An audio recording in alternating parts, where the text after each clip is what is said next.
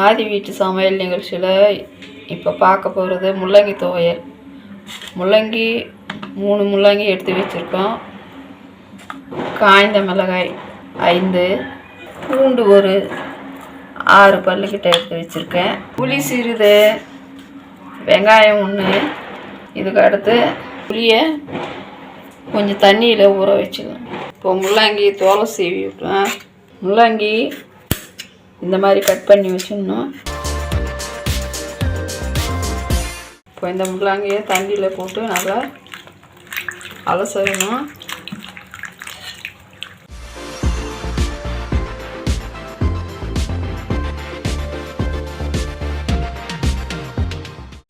கொஞ்சமாக 2 டீஸ்பூன்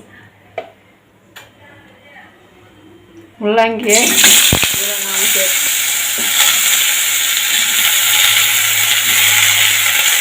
இந்த எண்ணெயில் இதை நல்லா வதக்கணும்.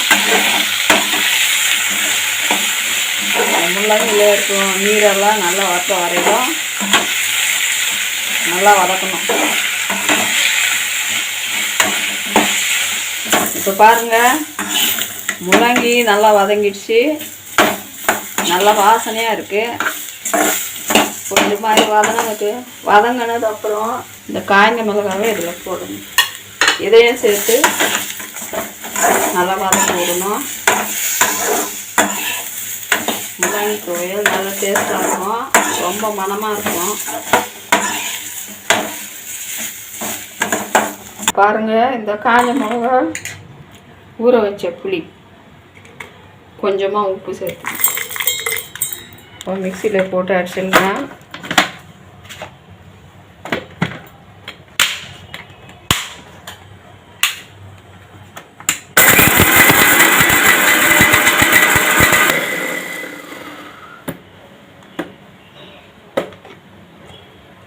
இப்போது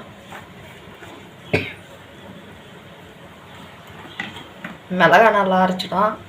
இந்த முள்ளங்கியை இதில் சேர்த்து ஒரு வெங்காயம் வச்சுருந்தேன், அதில் பாதி வெங்காயம் கட் பண்ணி வச்சுருக்கோம். அதையும் இதில் போட்டுடலாம். பூண்டு, இந்த பூண்டில் ஒரு 4 பல் பூண்டு இதில் சேர்த்துக்கணும்.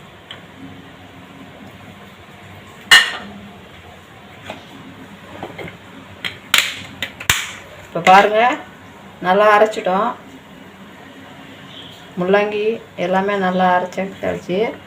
பாருங்கள், முள்ளங்கியை வதக்குன அதே கடாயை திருப்பியும் நான் வச்சுருக்கேன். அதை யூஸ் பண்ணுறேன். 2 ஸ்பூன் எண்ணெய்,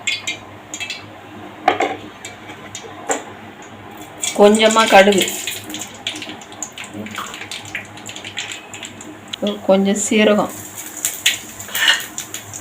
அடுத்து அந்த பாதி வெங்காயம் கட் பண்ணி வச்சோமே அதை எடுத்து இதில் சேர்த்துக்கலாம்.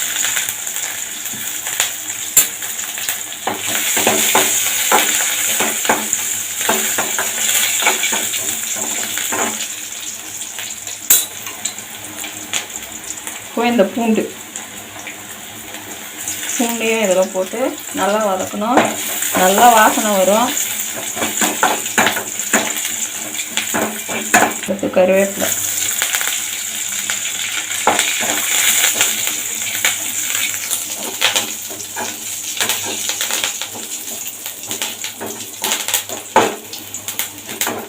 இப்போ நல்லா வதங்கிடுச்சு. இப்போது இதை எடுத்து நம்ம இதில் சேர்த்துக்கலாம்.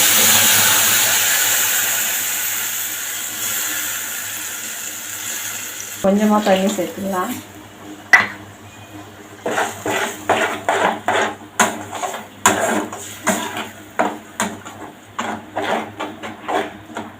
கொஞ்சம் தண்ணி விட்டு நல்லா ஒரு கொதி வர்ற வரையும் நல்லா வேக வைக்கணும்.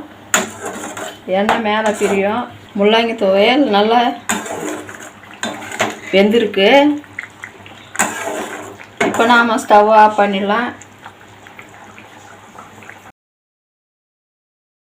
வீடியோ மணக்கும் முள்ளங்கி துவையல் ரெடி ஆயிடுச்சு. இது செய்கிறது ரொம்ப ஈஸி. சாதம், சப்பாத்தி, இட்லி, தோசை இதுக்கெல்லாம் ரொம்ப யூஸ்ஃபுல்லாக இருக்கும்.